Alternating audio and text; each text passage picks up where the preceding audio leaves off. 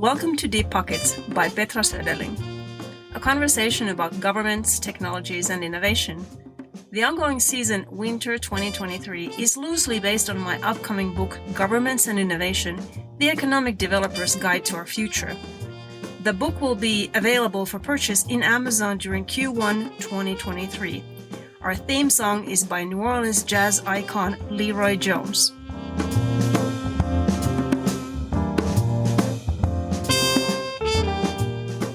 This podcast series loosely follows the outline of my upcoming book, Government and Innovation, The Economic Developer's Guide to the Future.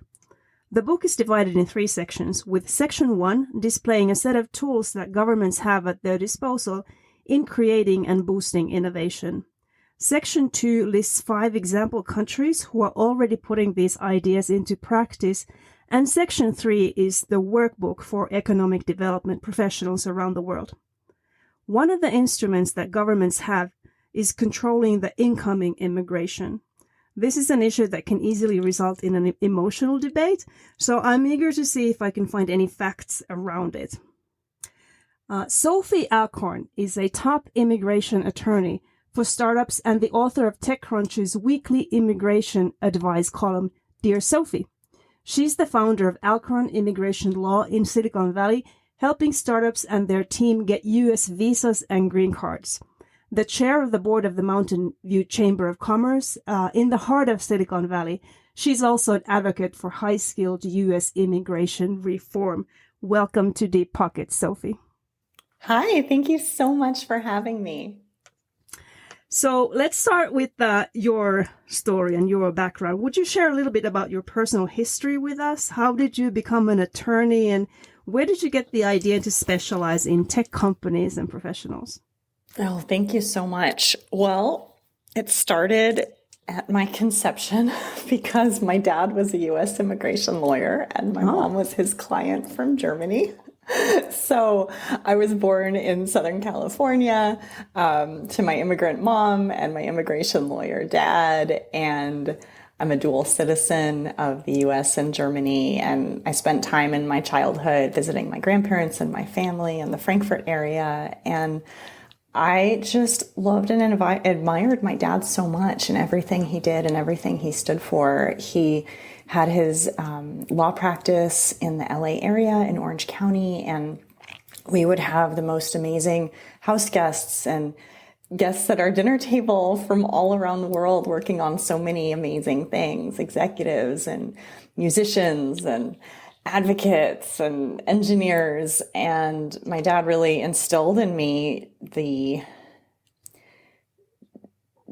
awareness of the dignity of every living person, regardless of country of birth, place of birth, circumstances of birth. And I got to intern and work for him in his law firm as I was growing up. And I think you studied at Stanford. At Stanford, I majored in international relations as an undergrad and studied abroad. I was supposed to be a German major, but I got distracted in Moscow, Russia, learning Russian, and Florence, Italy, studying Italian, and didn't know what I was going to do. I thought I wanted to be a diplomat, but I thought, okay, well, let's be serious, get a law degree so that you can do something and always have that to fall back on. I guess those were his words in my head. And I worked for him in his practice for a few years, and then stopped when I had my 2 kids and moved to the Bay Area with my then husband, who is an engineer in big tech, and life happened. And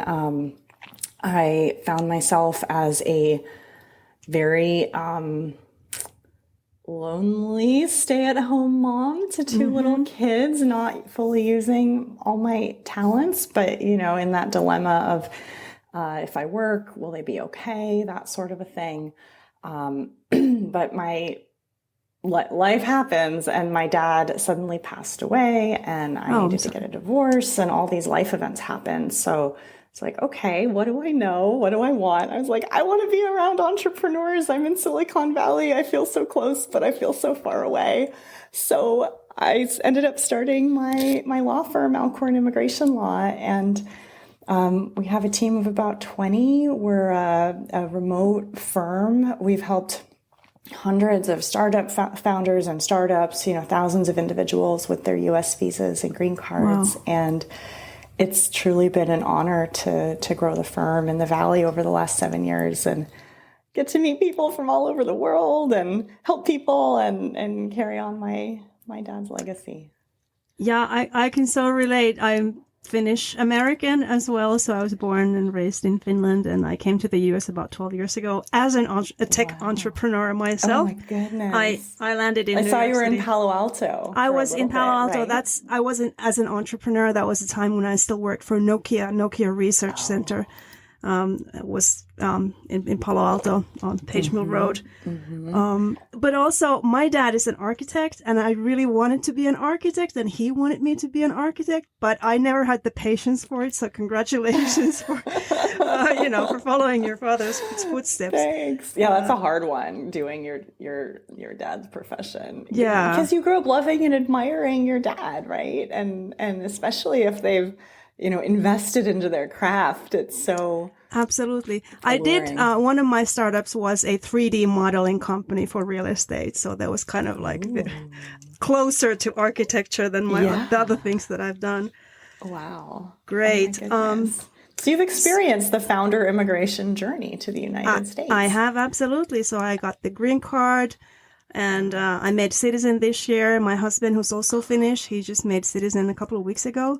So we're now dual citizens of Finland and the U.S. and loving. I even voted, so I got to vote. So that was a great experience.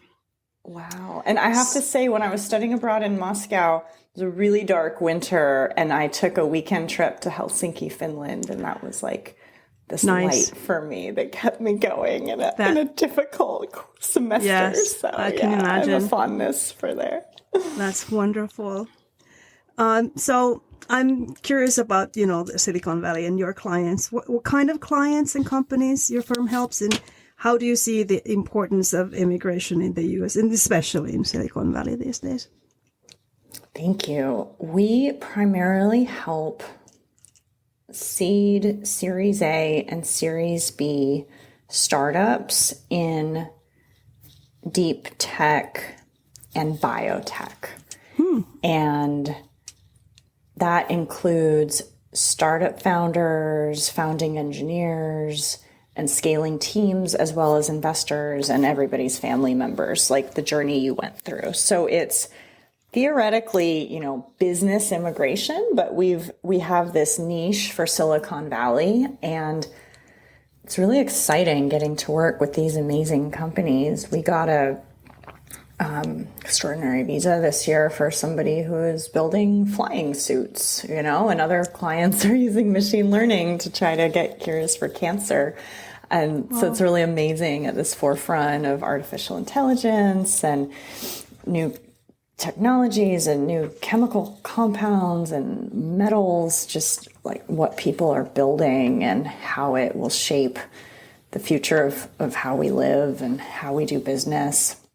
And so, practically speaking, that means we do a lot of H-1B visas and O-1 visas and green cards and firms and extraordinary ability and all of those alphabet soup of immigration things. But I really want people with, it's like, I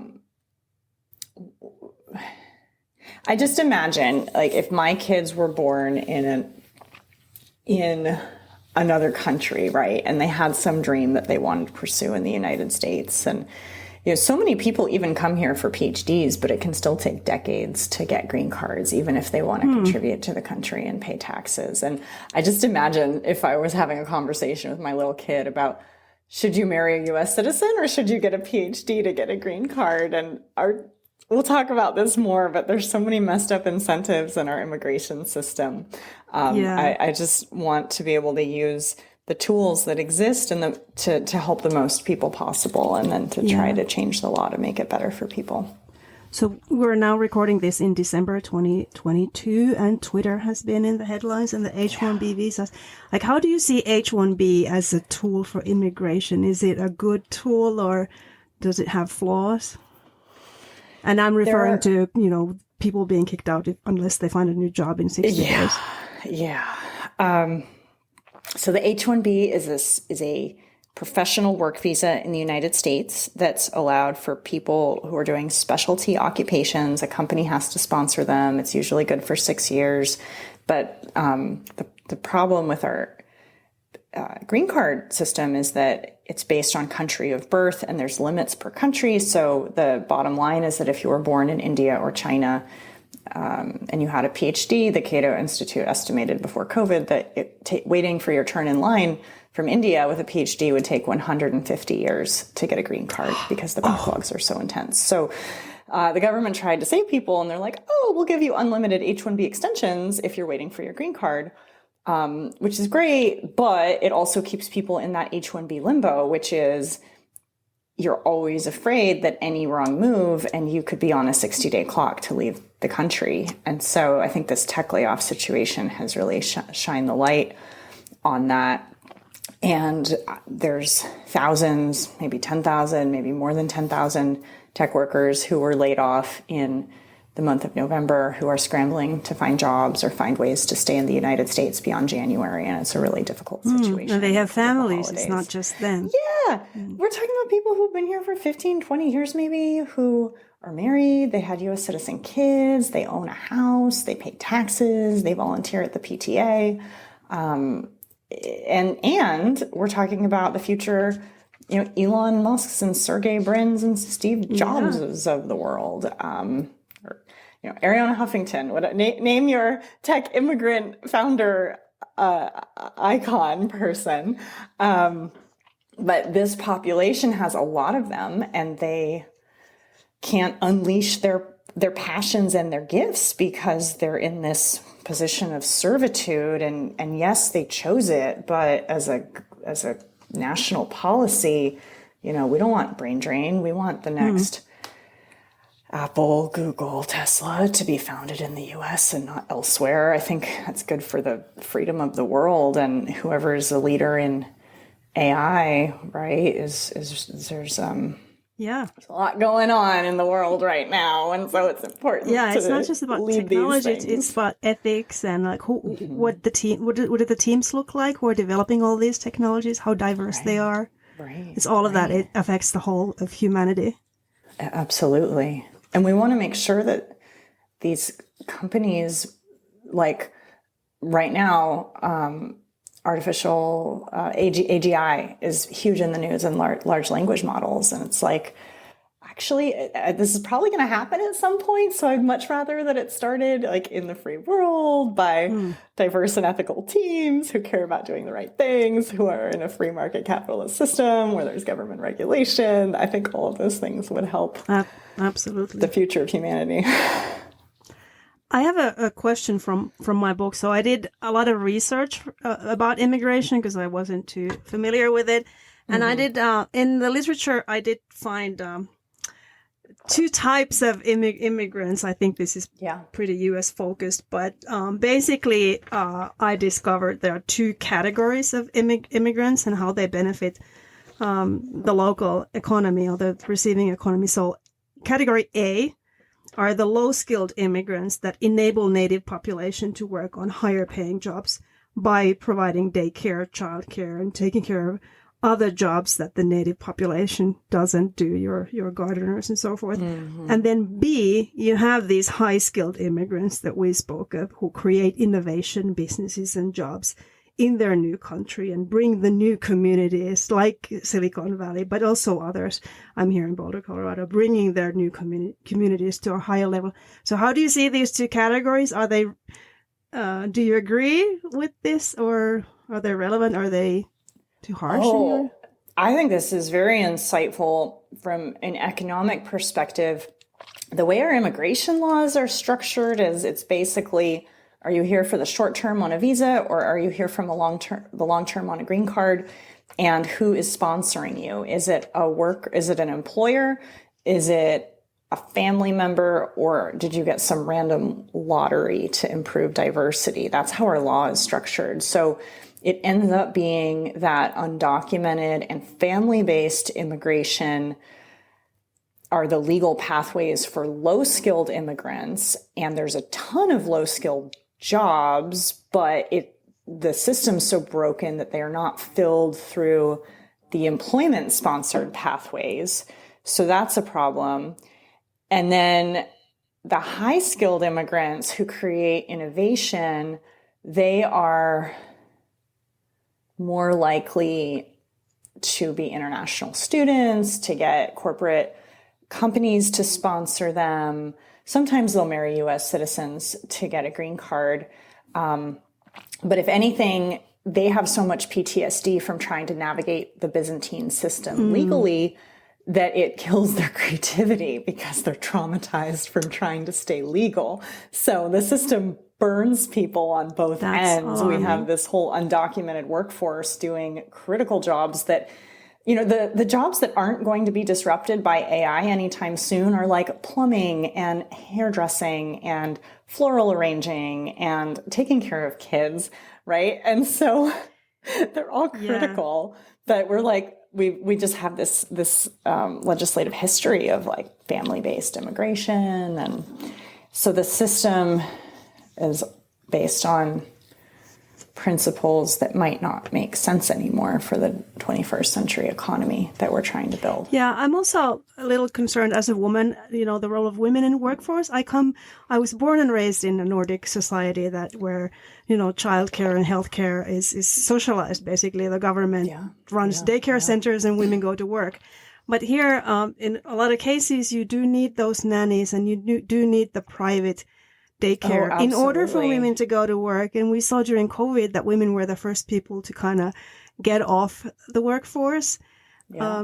Like how do you see that? I lived that as a young lawyer. I was making $60,000 a year when I got pregnant, and my after-tax income would not have covered the cost of childcare, essentially, as a lawyer who went to Stanford. Yeah. So I was like, well, I'll stay home and take care of my kids because it's cheaper. Yeah.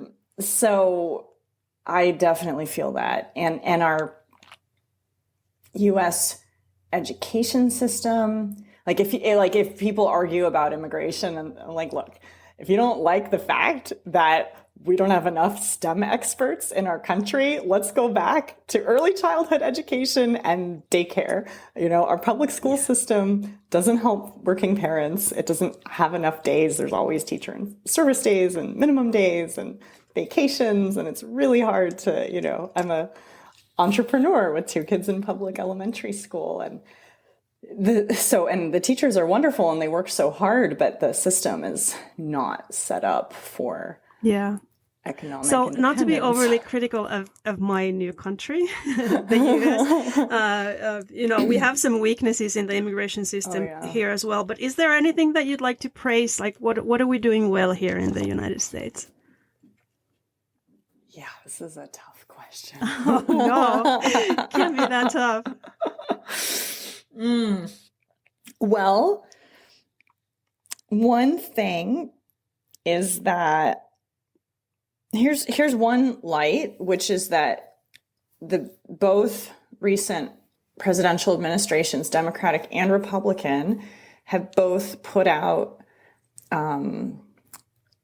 national security guidelines that say that the future of the U.S. is based on having the world's top talent continue to come here and be researchers and work in our universities and get PhDs and be entrepreneurs, and that we need to continue to promote immigration laws and this system to welcome them.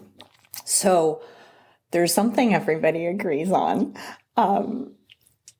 There's a lot of room for improvement. I think one of the main structural ways, if we could just have like a blank slate and reimagine how immigration could work, if there's an opportunity to have some sort of, originally I thought commission to look at what America's needs are as an economy.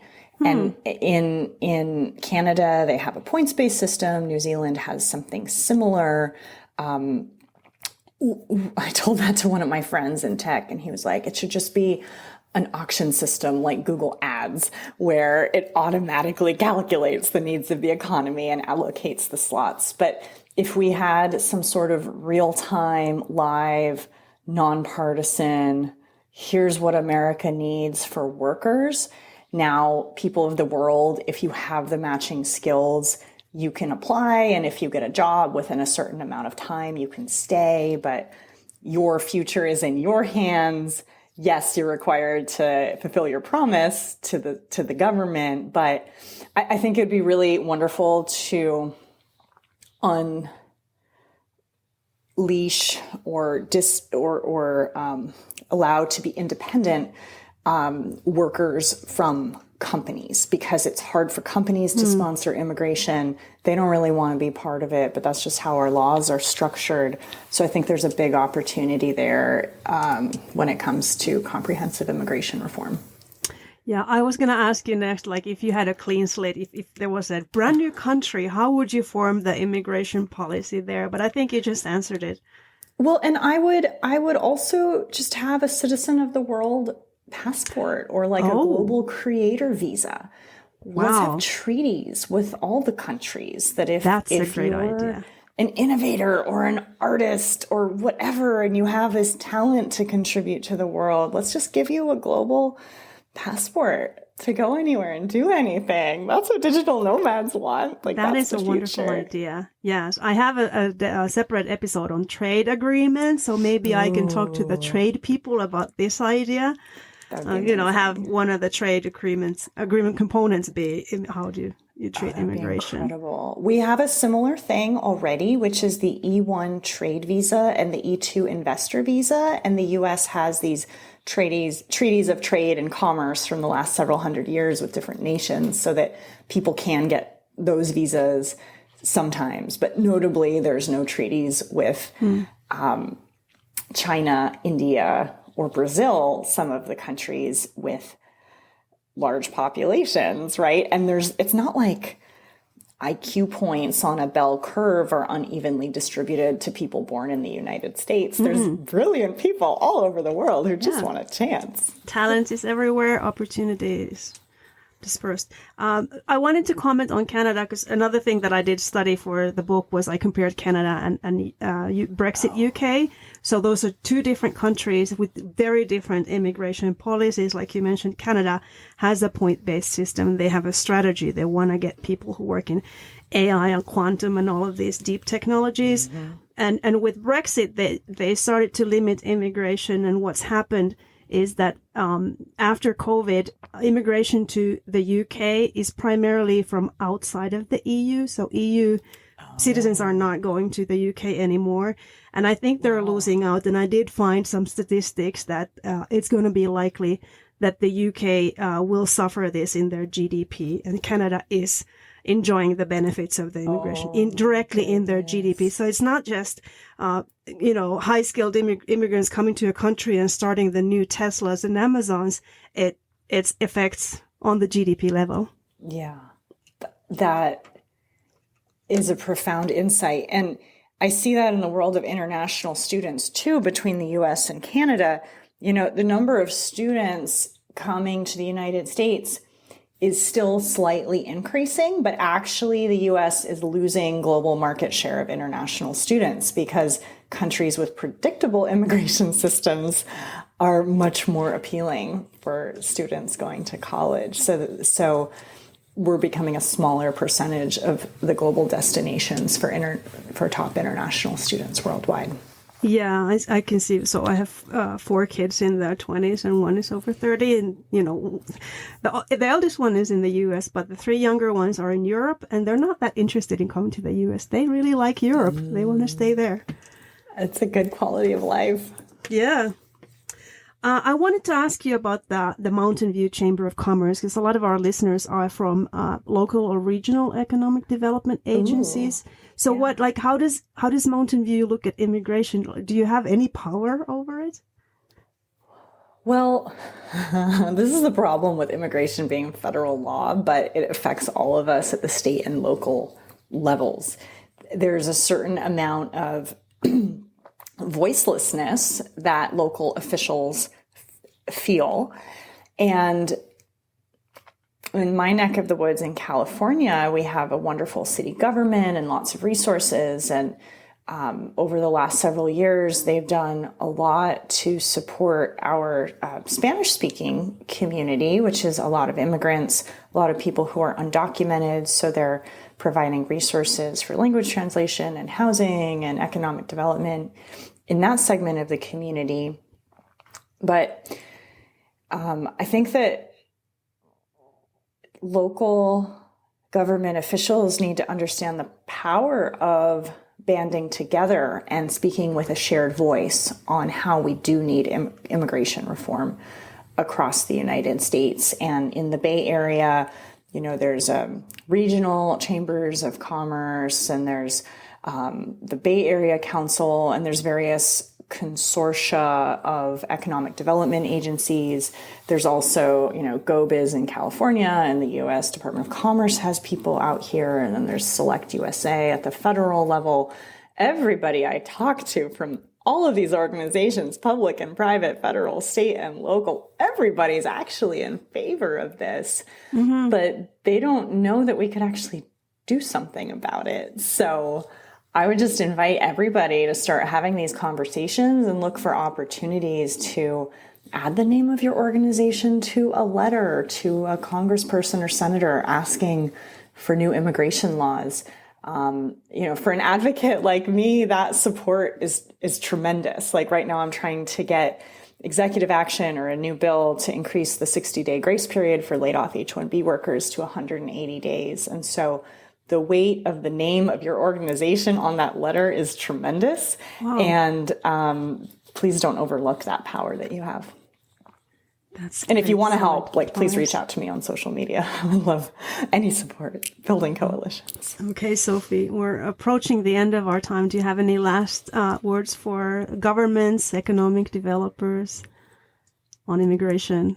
Wow. Well, another thing I'm doing is bringing together representatives of international and state and local governments in San Francisco for quarterly meetings to talk about startups and commerce and international trade and how we can help really the global technology ecosystem, which we all want to participate in. And it's so big that it's really like, how do we make the pie bigger together? It's not a zero-sum game. So that would be my message.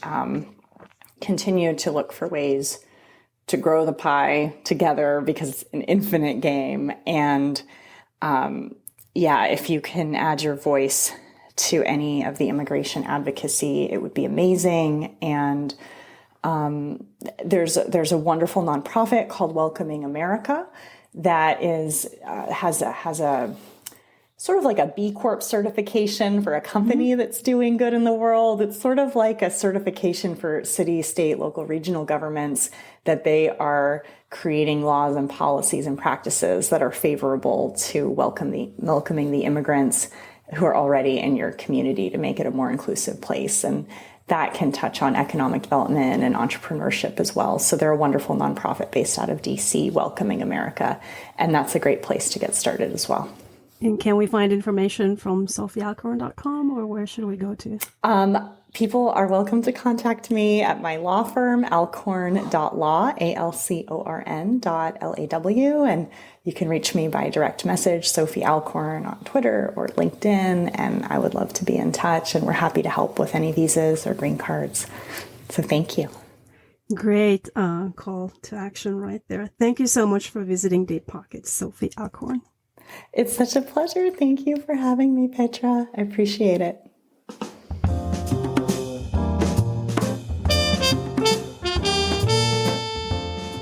You've listened to Deep Pockets by Petra Söderling. To subscribe to content and to pre-order the book Governments and Innovation, The Economic Developer's Guide to Our Future, please go to petrasöderling.com. The wonderful music you heard is by Leroy Jones, an iconic New Orleans Jazz Hall of Fame trumpetist. You can find this and other Leroy Jones tunes at your favorite online or offline music store. Thanks for listening, and be sure to subscribe, like, rate, and share our episodes. It means a lot to me. Thank you.